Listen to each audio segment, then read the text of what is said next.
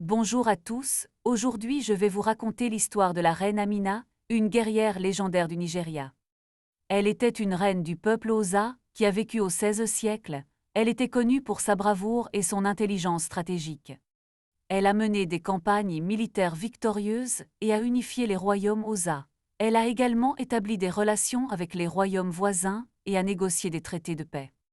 Mais la reine Amina n'était pas seulement une guerrière et une diplomate, elle était également une mère et une épouse. Elle a eu des enfants et a pris soin de sa famille, tout en menant son royaume à la victoire. La reine Amina a reçu une éducation traditionnelle, elle a appris à lire et à écrire, ainsi que les arts de la guerre et de la diplomatie. Elle a épousé un roi du peuple Hausa et a eu des enfants avec lui. Elle a élevé ses enfants pour qu'ils soient des leaders justes et courageux.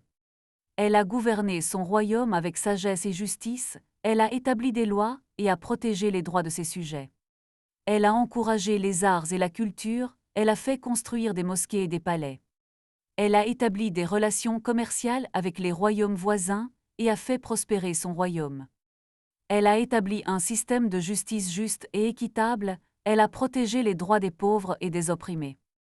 Elle a maintenu la paix dans son royaume et avec les royaumes voisins, elle a évité les guerres et les conflits. L'histoire de la reine Amina est un exemple de courage et de détermination pour nous tous.